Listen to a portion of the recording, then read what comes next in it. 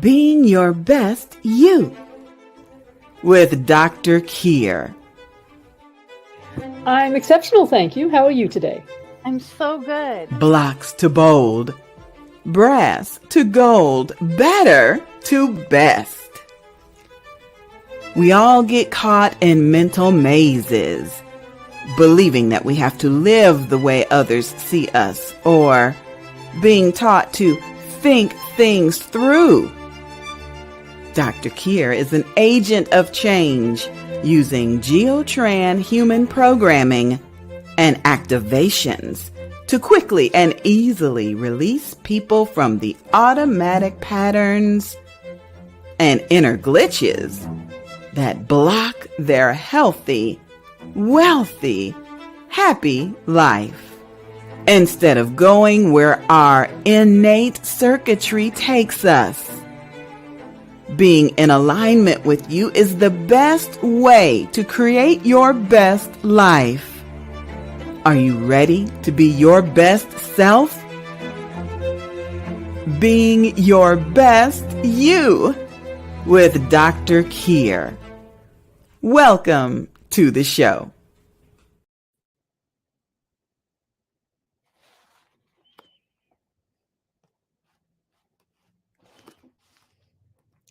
Hey, this is Dr. Kier Dev speaking to you from the Midwest at the moment. And I'm having an exceptional day, and I hope you're doing exceptionally well also. I am so thrilled today to be welcoming a fellow coach. Well, I don't call myself a coach anymore, but she is definitely a coach, Maggie Olson, and she is just going to give you some fabulous information about really how to be your best you, or at least how to run your best business. And your business is such a reflection of who you are that the very best thing that you can do for your business is to be you. And the very best thing that you can do for you is to run a business that is based on your values, on who you are, on what lights you up. That's why my business in the past was called Light Me Up Coaching, because I just love to see people doing the things that light you up. Anyway, I'm so happy to welcome Maggie, and I'm sure that we're going to have another one of those fabulous conversations between two grown women. I mean, what could be better? Maggie, over to you. Hello, I'm so glad to be here. I was so excited when you asked me to be on your show. I love the chance to be able to get in front of people, right in front of audiences, have an awesome conversation, and just really, grow, right? Grow and encourage and offer value and all that good stuff. Yeah, well, I'm just thrilled to have you. So, Maggie, can you talk a bit about what you offer people? Yeah, for sure. So I am, I guess you could call me a business coach. However, I love to refer to myself as a chaos to clarity coach. And I also have started calling myself your business bestie. So I have been, I've been in business of some sort for 15, 16 years. And it's just really been such a huge journey for me, right? I've seen so much growth in myself, as well as just my businesses and so many other things. So I started out as a photographer, and have grown into a yoga studio ownership. I created a yoga teacher training. And then in 2020, when the world kind of came crumbling down, I thought, okay, here's my chance. Am I going to stay in what I'm doing, or is it time to make a shift? And I felt the calling to make the shift out of being a yoga studio owner and out of really being in a bigger photography spotlight in my local area, to shift into coaching and see what that could offer me. I knew I would be able to connect with a lot more women entrepreneurs who were having the same questions that I was having, right? How do I run my business and have the time freedom to be with my family, to not work 80 hours a week? And how can I really streamline things in my business? Absolutely. And it's so interesting, you mentioned your family, because Aoife, who I interviewed a couple of weeks ago, she is the one who taught me or reminded me that your business is a reflection of yourself, and therefore you need to build it on the values that are important to you. And she had come from years and years and years in corporate, in HR, and all the rest of it. And what created part of that pivot for her was during COVID, she got pregnant. And she realized that actually her values were about community and family. So she's got a 2.5-year-old at home, a 21-year-old not at home. Oh, wow. It's quite the gap. Yeah. But now she has set up her business so that she works 2.5 days a week. And the rest is automated or semi-automated, or she's been able to delegate some of it so that she can really be in alignment with her own values. Yeah. Including Yeah. being home with her daughter. Right, for sure. And I think values are, as you get into business, as you get into entrepreneurship, you start with these values and you're like, yes, this is my why. This is why I'm in business. And I think as you move forward through business, you start to not necessarily shy away from them, but they start to get dull. And it's easy to get caught up in the hustle mentality and the I have to do this, I have to do that. So, really taking a strong look at, like, one of my big values is joy. Does this bring me joy? Do I get that enlightened feeling of like, this feels easy, this feels right? Or am I doing this because, it's Tuesday and I have to do this thing again, right? So, really kind of feeling into like, what does this feel like for me? If it brings me joy, it's probably going to also bring me time freedom, security, sustainability, all things that are really value to me. So, I think it's important to lean into those core values. Absolutely. But you of course did not start out as a coach. You were just saying to us, I mean, you did that lovely spread of other things. So did you pursue business, for example, at university, or how did you end up here? So I wound up here because in 2006, I studied abroad in Spain. I studied in Seville, Spain for a semester. So I was there for 6 months. Beautiful, gorgeous. And I took a camera over there, right? A little dinky camera that, like, the back screen, right? The back screen is probably about that big. And I was over there just taking tons and tons of photos, and I had dabbled in photography in 4-H when I was younger. So I already kind of knew how to work a camera, and I had entered photos in the fair and all that stuff. But I didn't really think much about it until I was in Spain taking all these photos. And I have the photo right here. This photo, I took this photo. This is the only copy I have of this photo.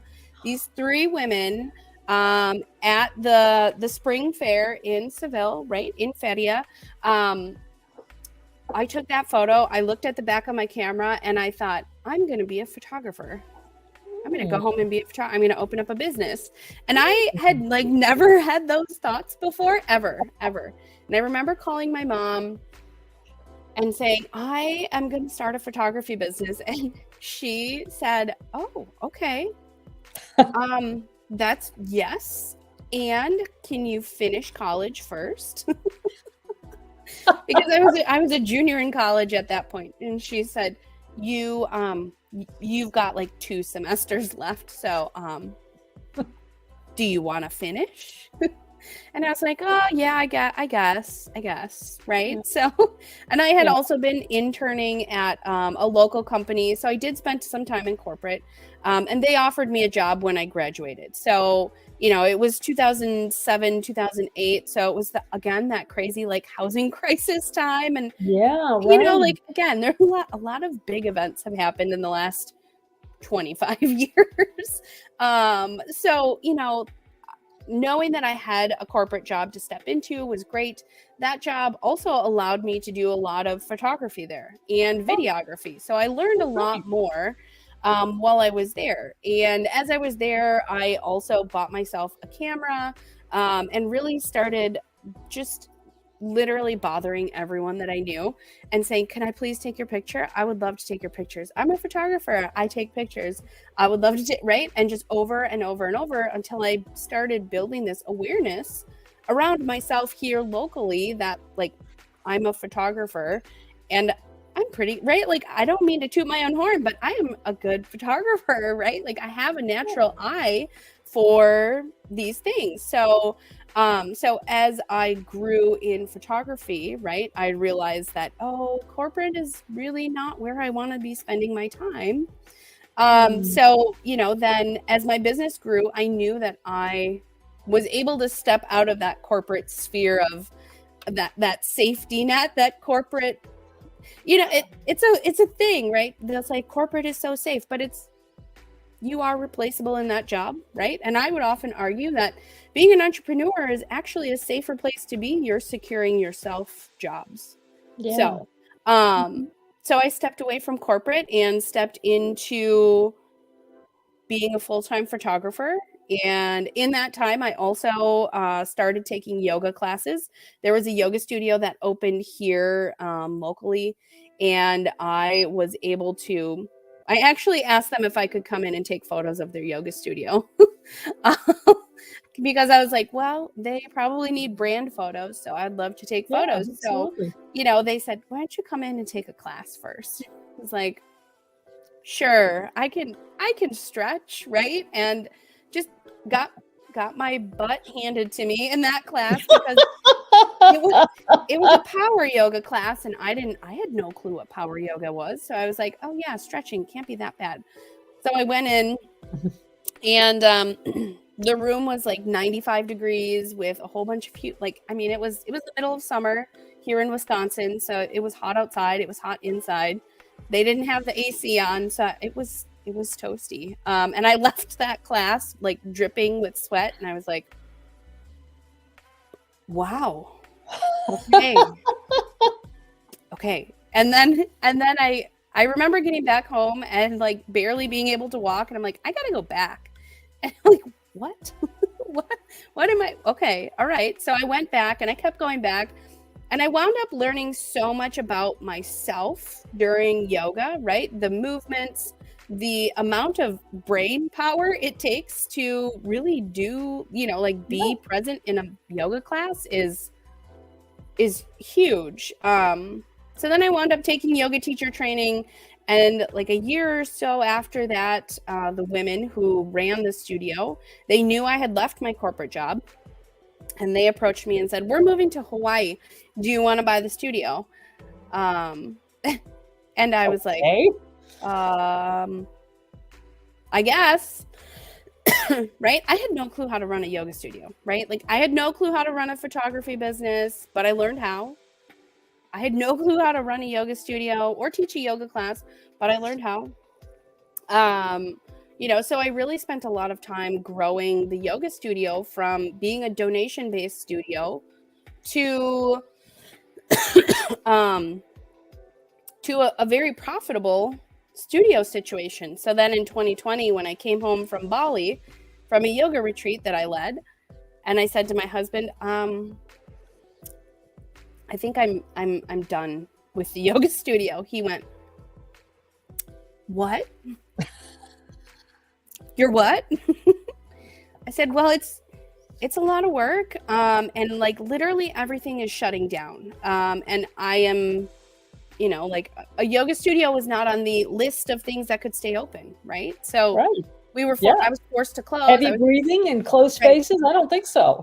Yeah. So I was forced to close, and, you know, I made a major pivot and I did a lot of classes online.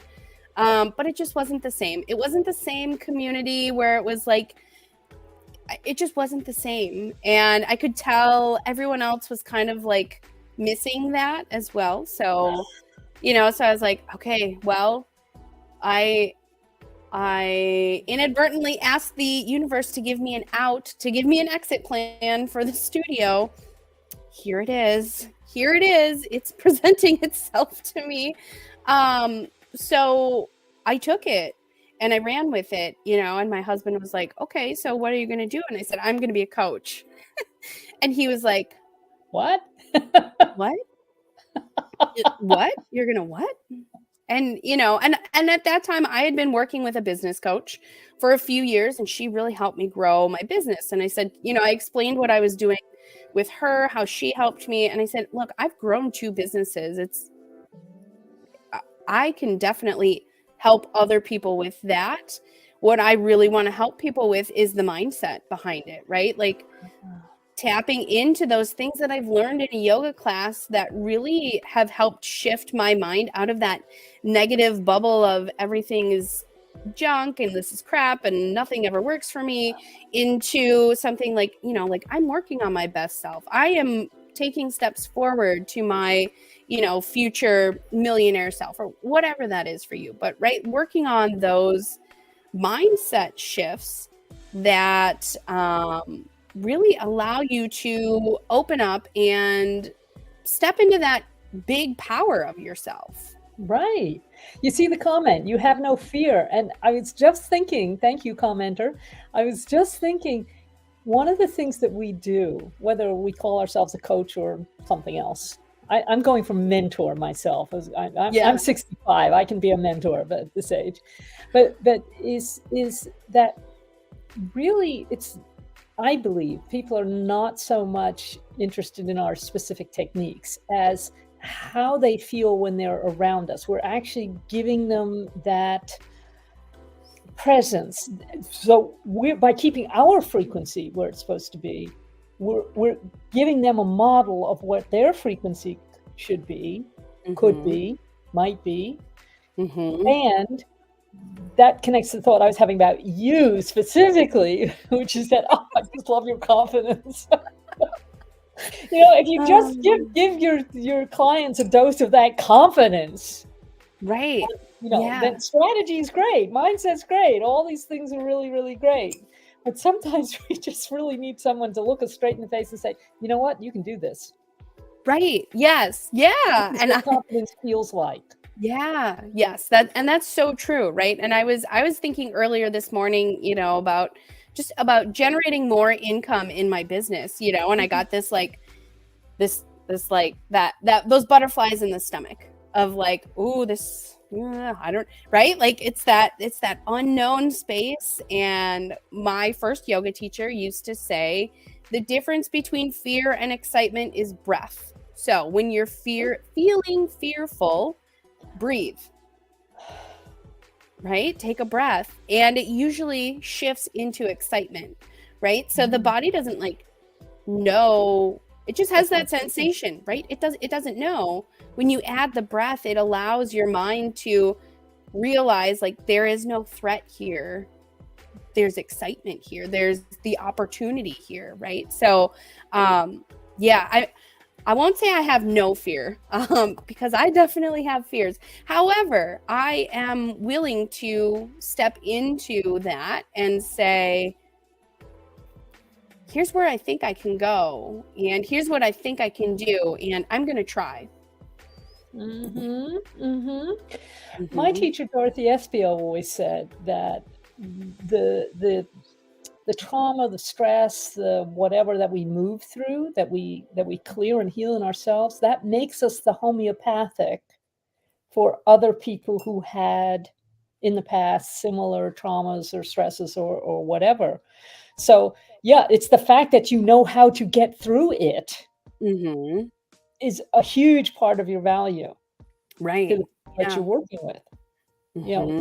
It's sort of like me being an intuitive. Until I started working with Dorothy and doing Geotran back in 1997, I was the most left-brain person you have ever met in your life.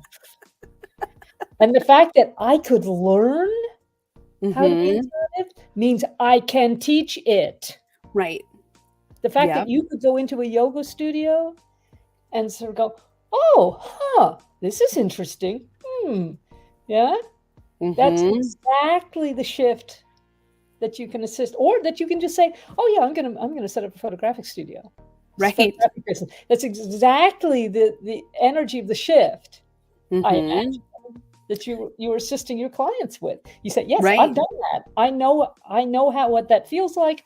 I know how to help you get there, and I can be with you while you're experiencing these new and uncomfortable sensations. Right. Yeah. And I think that as you I know when I step into a new situation, it is always nice to have someone there, right? Someone else that's like, yep, it's okay to move forward and you can do this. And I think that is a big part of my coaching, is that I am that person for my clients, to sit with them and say, yeah, it's okay. It's okay to feel scared. It's okay that this is unknown. And it's also okay to know that you've got this, that you can move forward, that you can do this.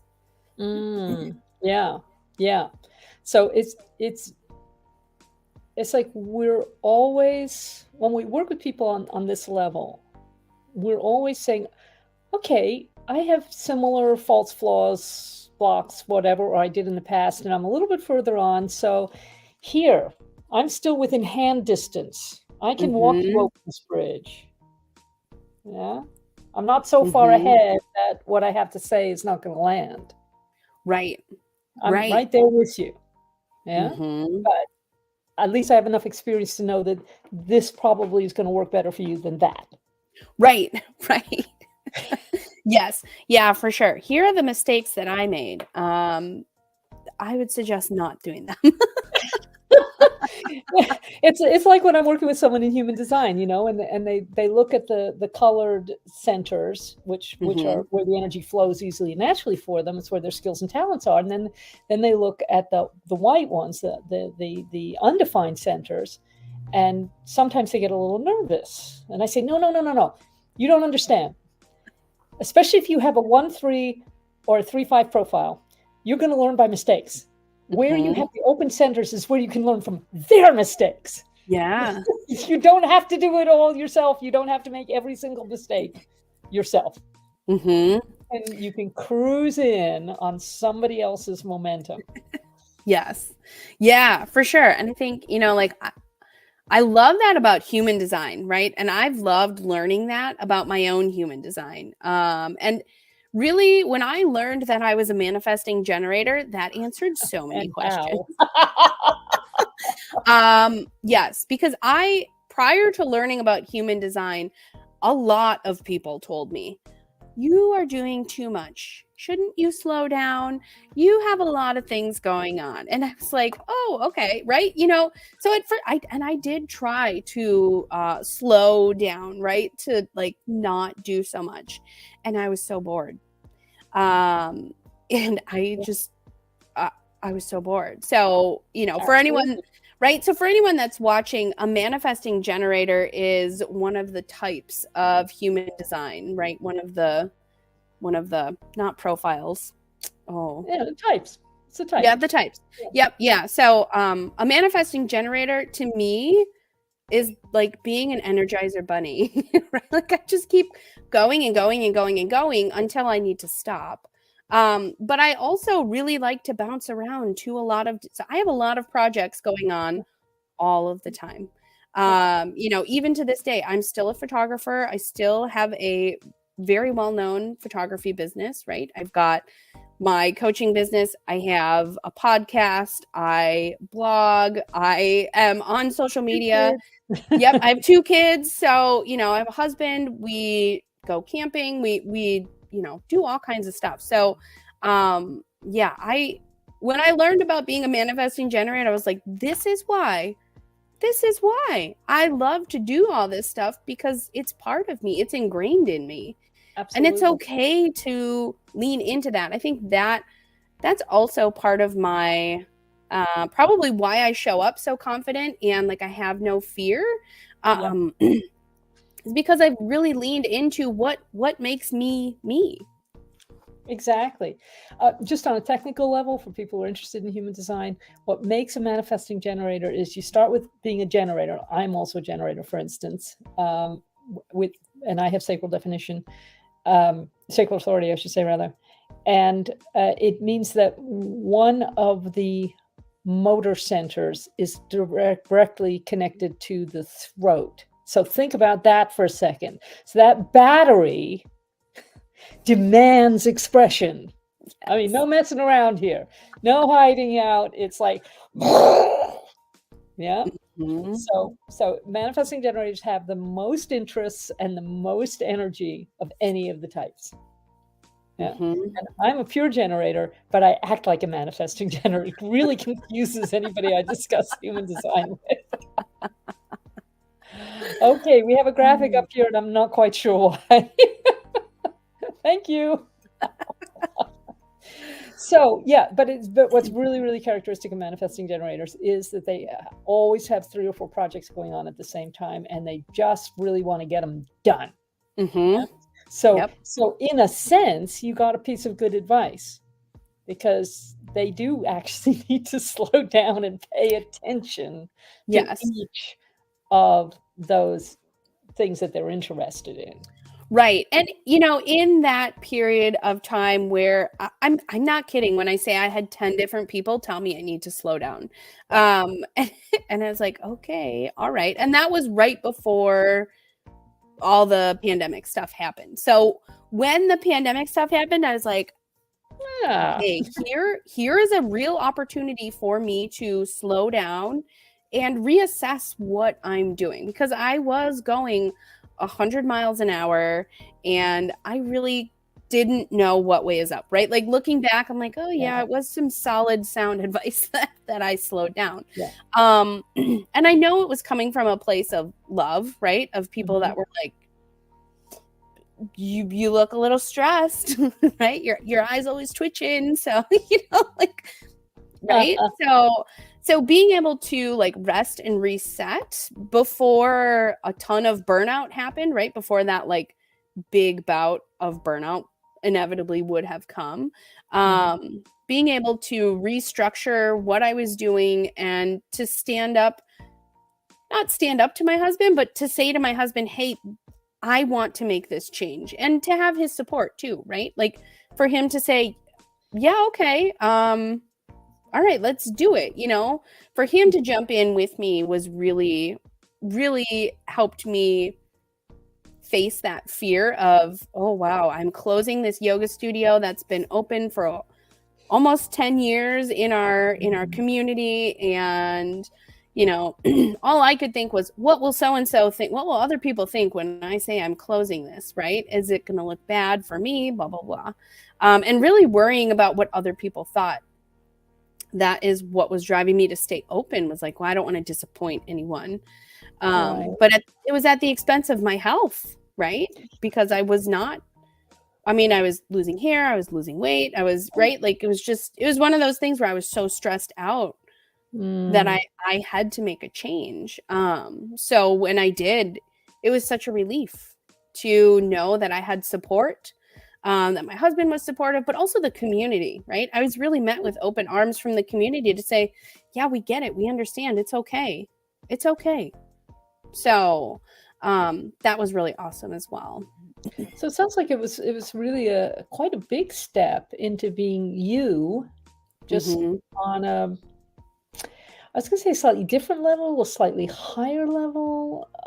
It's like it kind of feels like, just to use the language of my world, you'd sort of mastered the physical. So now you got to look in at the soul level, looking at what you think, feel, believe, and desire, and say, okay, now what here is genuinely true for me now?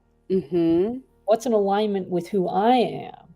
Right. Because that's really the only way you can help other people be in better alignment with who they are, of course. Yeah, for sure. And, for me, as I look back, like I knew when I bought the studio that it was not a forever job, right? It was not a forever business for me to like hang on to. So towards the end, it was kind of like I was holding that rope, like, I don't know if I want to let go. And then when I did, right, the release and the relief that I felt was like, okay, that time period is done. And now I have the space to move into something more expansive. And really the coaching business that I've grown has really allowed me to let my manifesting generator self just like kind of go wild, in a sense of like, I can have all these projects and all these things under one roof, under one business. right? And like Oh. they all kind of interconnect, and I can make them all jive where I'm not like, okay, I have these 10 photography things and I have these 10 yoga things and I've got this, right? Where it was all kind of separate before, it's all kind of come together now. I love it. Yeah. Mm-hmm. That's really good to hear.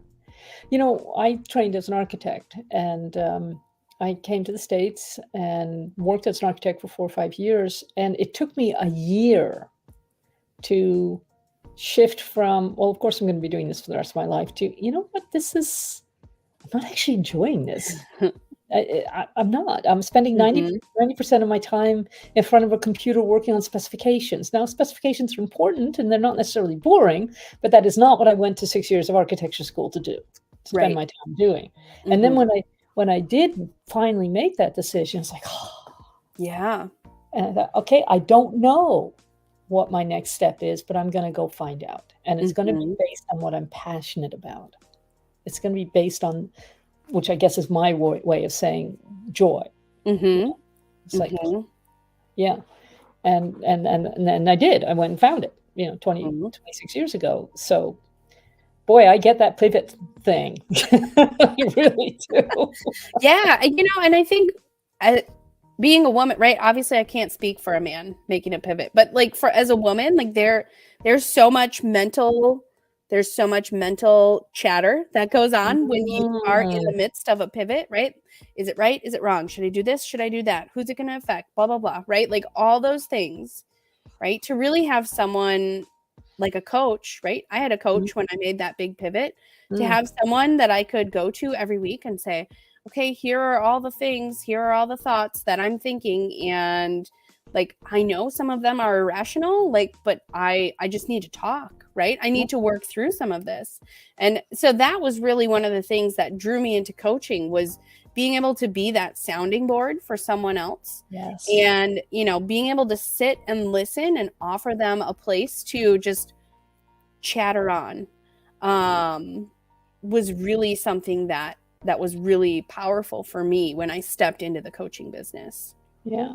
Hey, great question coming up here. Would you like to address that? Yeah. How did you find funding for your businesses? Ooh. Well, so honestly, funding for my businesses, I have always just kind of, I guess, grassroots, like whatever's in my pocket is what I have to spend, right? Like, and so I've never, I can't say never, because I did get a loan during the pandemic, but other than that, I have never had a loan for my business. So it's really just kind of like whatever cash I've got is the revenue I have to build on. So as far as like other funding, like when I was building my photography business, it was literally me knocking on everyone's door saying, hi, I would love to take your family photos.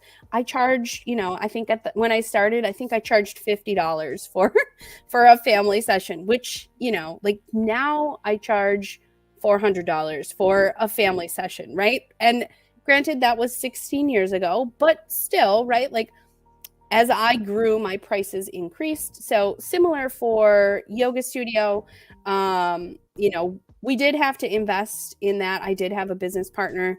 But really the funding that came from that was from a savings account of mine. And, then as we got into that, my partner left, he gave me the whole business. And, and I feel very lucky because he said, you know what, I just want out. I'm moving on. I'm doing other things in my life. So I'm just going to hand the business off to you. And I was like, okay, cool. Thank you for being an investor in my business. Sure. So then when I transitioned into coaching, the funding for that, I mean, there wasn't really a ton that I had to financially put up front for coaching. So, if you're getting into a coaching business, right, you're going to need a computer or a phone, an internet connection, right? So there are a lot of things you can do for free. There are a lot of things you can pay for. But other than like investing in a coach, it wasn't really a ton of money that I've invested into my coaching business to start it up. I've since, added on some like a CRM and some funnel building things. So like behind the scenes, like automation tools, right? Like using Canva, I use Photoshop and Adobe products and all that stuff. So that stuff does cost money. But I would say, if you're going to start up a business, coaching is a relatively easy investment to start.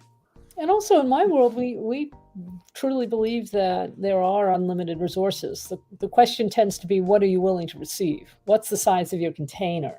Yeah. Yep. I mean, I have been known to manifest a sports car in 5 days with no car payments. Yeah, which is amazing. I live in a house that my best friend bought for me. I didn't even ask him for it. I just turned up one day and he said the next day, if I bought you a house, would you consider moving here to Urbana-Champaign, Illinois? So I said, okay. Depends on the house, of course. Right.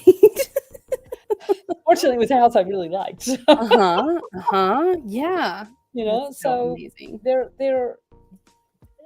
Here's actually, I work with people a lot about their abundance and prosperity, and one of the most exciting things to watch is watching people let go of their limiting beliefs, and that's got to come up for you. Oh yeah, I'm sure. Yes. In your coaching. Yeah, for sure. I think it usually comes up in the way of either like, I don't know what to charge for my offer, or, similar to what I was doing when I first started my photography business, I was undervaluing myself. Instead of just putting myself out there for the price that I wanted, I thought, well, I don't have a lot of experience, so maybe I should charge less. And, now after 16 years of business and 3 different business models, right? 3 vastly different businesses. I now know that just go ahead and charge what you want to charge. And when you're in alignment with the, the money coming in, if you're on the fence of I want to charge $500 for this thing, but I don't know if I'm qualified enough or if I'm whatever enough, chances are you're probably more in alignment with that $500 than you are with the $50. And you'll probably get less people taking you up on the $50 offer than you will with the $500 offer. Yeah, for sure. I was actually thinking about this because in some ways our business model is kind of similar, even though I no longer call myself a coach, because as some other coach I was talking to was pointing out to me, if it takes you a certain amount of effort and your time, which is the most precious thing you have, to enroll a new client, then it is very much better use of your time to enroll a high-ticket client than a low-ticket client. Now, the downside is that you only, if your high-ticket client is a one-to-one, is a VIP client, then that's not really scalable. You've only got the same amount of time as everybody else. So even if you delegate as much as possible, if you're giving your time one-to-one to someone, that's not really the most efficient thing to do. So what I like is the kind of hybrid picture of group sessions with some regular one-to-one, so that if somebody has an issue that they feel needs to be kept confidential, which happens a lot in my line of work, they'll know that they can always come back to you and get a little bit more help than they're comfortable with in the group setting. But the problems people have, there's a tremendous amount of overlap. So if I can have 10 people on a call and saying, hey, we're going to address this for you, and I know that it's going to help you in this, then that's obviously better for me, but it's also better for them because I can offer that to them at a price point that's more accessible for them. Yeah. And I think that's a good reminder for anyone who is starting a business, right? It's easy. Anything in business can be simple or easy, right? It can be as simple or as easy as we want it to be.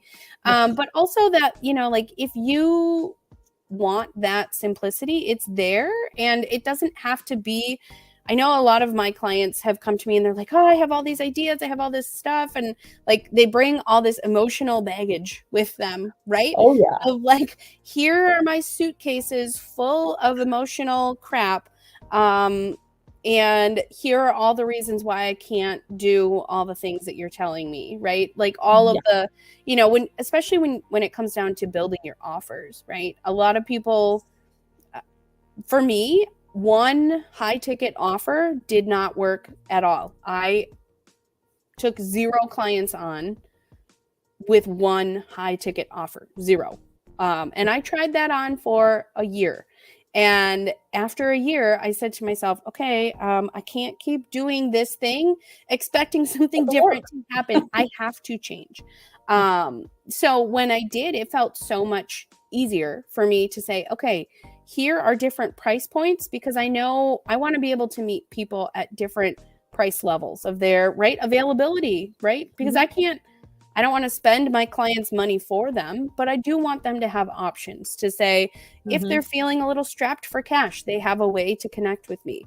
If they feel like, right, if they're ready to go all in and pay for the VIP, they have that option. So, really digging into that for me and my business has felt so amazing. Just knowing that I have options for people to opt into. Yeah, absolutely.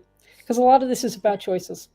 The choices you allow yourself, the choices that you feel unconstrained about. Yeah. So that, okay, this doesn't work. Maybe this one will. And it may be also that I'm just not the person to work with you. Right. Yes. That's okay. If I can, I'll recommend somebody else. If I can't, we're going to have to assume that the universe has some other plan for you. Right. Yes. Yes, absolutely. Yeah. Because I'm sure there must have also, or you tell me, have there also been times when I actually turn down clients if it doesn't check for me, right? Have there been times when you've taken on a client and then you realize that you're not the best fit, or they're wanting you to fix everything for them, or just that the business that they're trying to start is not a good fit for them? Which is the hard thing to say to somebody. Right. Yes. Yeah. Yes to all of that. Yes. Yeah. I have definitely, and I've taken on some of those clients out of desperation, right? Under desperation for myself, not knowing when the next client will come, to be like, oh, okay. Oh my gosh, I have to sign this client because I haven't signed a client in a while and I don't know what to do. And I, all those nerves and all that, again, fear and anxiety of I don't knows, right? Like letting that win and signing someone and then realizing like we are not a great fit for each other. Right? Whether that's energetically or whether that's like they don't want to like listen, or they're not, and maybe not listen. They're not open to shifting their thoughts, right? And I think that is one thing that I've gotten better at over the last 6 to 8 months, is really tuning into what people like. Are they willing to learn? Are they open to receiving what I have? Are they open to taking some chances on themselves, right? Like, are they willing to face some of the fears that they're coming to me saying that I want this thing fixed, or I want to be more confident. I want to open this business. I want to grow my business. But do you really want to, or do you just want someone to complain to? Yeah. Then there are 2 approaches. Okay. And probably the easiest one to manage is you make an agreement with your client that they are allowed to make 2 complaints per session. That's it. Yep. And after that, you're hanging up. They won't even get the rest of their time. But, it's something that people in our line of work, come across is people who will have no intention of changing. And really, my experience, the only thing you can do in that situation is give them their money back and say, I think you need to work with someone else. Or you need to work on whether you're willing to change, because we can't work with people who are not willing to change, who are at least not open to change, because Right. what they have been doing up till now is clearly not working. So we're not going to support them to keep doing that. We would be falling down on our job if we allowed that situation to continue. But it's tough because we want to help everyone. That's the kind of personality we have. I'm thinking more in the energy healing realm, but you too, I think. You want to help. Somebody comes to you and says, please, can you help me? We want to help. And it feels like a little mean almost to say, I don't think I can help you.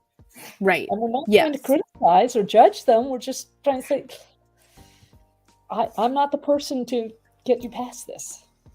Right. Yeah. And, and I look at it with a yoga perspective of like, how can I protect some of my energy? Right. How can I keep my energy, I guess, sacred for those that want it? And, if people are like trying to test the boundaries with me and like poke the bear of like, well, how far can I go? Like there's just a point where it's like, you know what? And I'm usually, I guess now that I've been more in tune with my body, right, and used a lot of human design to know that like my authority is sacral, like I know when those gut checks come and it's either an absolute yes or an absolute no. Like no. Yeah. It is one or the other. And I've used that a lot, especially lately to, really tap into like, okay, is this a good idea for me to continue this conversation with this person? And if my gut's like, yeah, then I'll start asking some questions of like, okay, like how much is this person really willing to learn? How much are they willing to shift? How much are they really willing to step into their best self? And if it's a no, then, especially if it's a DM conversation, then it's pretty easy to just either not answer or to just kind of peter out the conversation. Right. Yeah. Yeah. I mean, I'm also a sacral generator, as you know. And so, man, I had to really learn how to listen to that gut. As you may have noticed, I am a very verbal person. And the whole point of listening to the gut is that it is not verbal. Or it's So we come from a culture and a society that is teaching us all the time to think things out. But actually that kind of logical, rational way of making decisions does not actually work well for most people. I mean, I'm not just talking about generators and manifesting generators and all the types. I mean, unless you've got an open, unless you've got a defined head center, rationality is just not going to work for you. Right? So one of the things I like to do is I actually like to teach muscle testing to the people around me, whether they're clients or just friends, whatever, so that they can listen for what their circuitry has for them, rather than going through that headspace, that mental maze. Right. And I also have no problem with people just calling me up or sending me an email saying, I've got a little dilemma here. Here are my options. What checks? Because if it's not for me, I'm perfectly able to be detached. Right. Yes. And really, that's what they're saying. They're saying, I don't know how to be detached about this decision. I want to make the right decision, which from my world says the decision that's in alignment with who that person is, that person's divine blueprint. So yeah, if they want to ask me and then take advantage of my sacral decision-making in the moment capacity, I'm all there for them.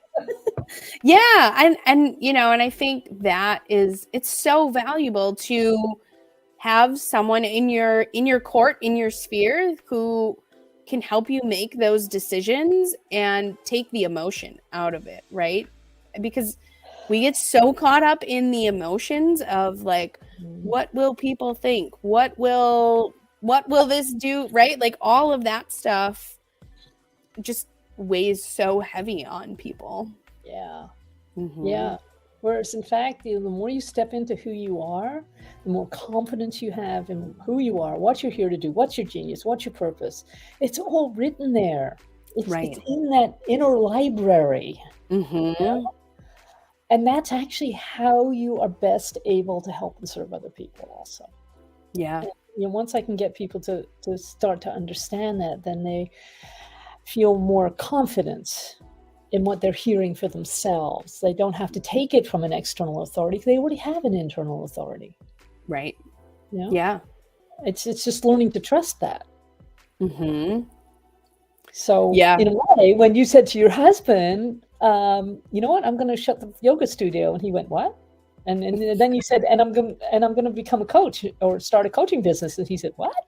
So you were being you, trusting you, and you were inviting him in to trust you too. Mm-hmm. Good job. Mm-hmm. Yeah, and I was really amazed that he was just so on board with it, right? Like that he was like, yeah, cool.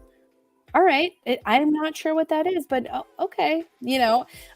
He's also a manifesting generator. So, like, yeah. So like, it's an interesting dynamic sometimes because I'm like, oh, we both really like to do a lot of things and like, and this, right. And this. Yeah. And he definitely likes to have more options available to choose from, where I am the kind of person who I like to have a little bit of a plan. Quite so. So actually this is a really good question. How do you juggle motherhood as an entrepreneur? So juggling motherhood as an entrepreneur is one of those like fine balancing acts of like, some days the business is going to get 90% and I need 90% support from him, right? And other days it's the other direction, right? So we are very fortunate that our kids have a nanny that they go to her house a couple days a week, so that I really have some devoted time to my business. However, before we found that nanny, before we had our son, my daughter was home with me all of the time. So if I had to teach a yoga studio, so at the time when the yoga studio was open, she would come with me during the day to the studio, and she would be in it, just wandering around the class in the morning, right, for the classes, because that's just what I had to do. And that was, my husband has always worked a corporate job. So, he was like, well, I can't just take off of work if you're teaching a 9 a.m. yoga class. You either have to find someone else or bring her to the studio. So when she was little, she spent a lot of time with me at the yoga studio. And then when we had our son, I had closed the yoga studio. But I also knew, right? I knew that I needed to ask for help, because I knew that having nap time was not going to be enough time to grow this kind of business the way that I wanted to grow it. So again, I asked for help from him, to say like, we need to hire a nanny, or either someone to come to our home, or we need to find an in-home daycare situation. And as luck would have it, we found one very quickly, and she had openings for both kids, and it was just so amazing. So, like, taking those little wins is just it's such a breath of fresh air, as a mom, to know that, the person who watches my kids loves them as her own, and, really takes our values as seriously, right? Like, we have very similar like values for like raising kids. So, that has been a huge relief. It's really been a big blessing for us as a family to know that, okay, my kids have a space where they can go and play and learn. I have time to devote to my business, and everyone can be happy.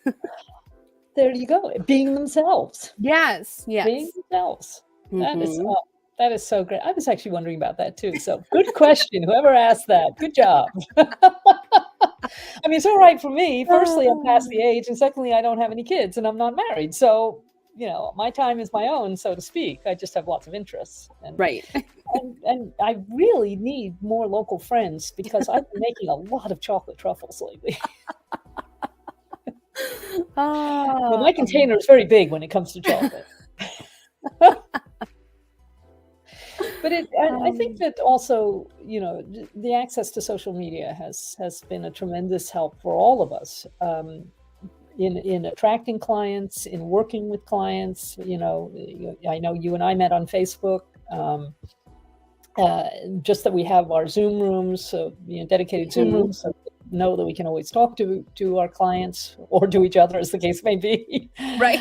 And and also just the fact that I am used to, prior to this renewed emphasis on using social media and Zoom. Now, I was using Zoom even before COVID. It was kind of a shock to my buddy Michael, who teaches at the local university, because the Friday before spring break, all the professors and all the staff got notifications saying, from when the kids come back in 10 days time, you're going to be teaching on Zoom, all of it. Here is your Zoom identification number. Learn it. Yep. I already knew how to use Zoom, so I was actually able to help him for once. That was kind of cool. But it's also just, I'm used to being the only Geotran person for 1,000 miles around. Yeah. It's been very exciting for me to find not necessarily Geotran people, because there are only 40 of us and I know all of them anyway, but people like yourself that in a peer relationship for coaches and people in our basic container to be able to talk to each other and know that if we've got a problem, there's somebody who can at least give a different perspective. And, right. It's like helping each other, having that support network as the professional is as important as what we're providing for our clients. Yeah. We're also entrepreneurs. We're also trying to run a business. We're also trying to expand. We're also trying to provide better and better service for the people that we work with. So yay, the internet is what I say. Yeah. And, having that ability to be able to say, hey, can we meet on Zoom in 20 minutes? I have a question, right? Yeah. Or I just need someone to hear this who gets it, right? Like, I love that my husband is willing to let me do all of the harebrained things that I want to do, right? Like all of my crazy ideas, he's in for it. He's like, yes, let's go on an adventure. I would love to. But also sometimes I just need that other entrepreneurial spirit to hear my crazy ideas, to say, okay, this is what I'm thinking. Can you just does it sound absolutely crazy, or is it attainable? Because in my mind, I might think it's attainable, right? But to have that ability to have the feedback, I think is so good, especially, I know I've created some amazing relationships with other coaches, right? Like people like yourself, where, it's like this, it's this peer, it's like meeting at the coffee, right? Yeah. The peer interaction, meeting at the coffee pot at work of hey, what are you working on? What do you, having that camaraderie, I think it's so special. And this is one of the reasons why we have people like you come on the show. Thank you so much. We're going to wrap up now. Thank you all for watching. Thank you for being here. Really appreciate the conversation. Thanks also to our lovely, lovely producer, Angie B. We do love you. And see you all next week. Thanks so much. Bye.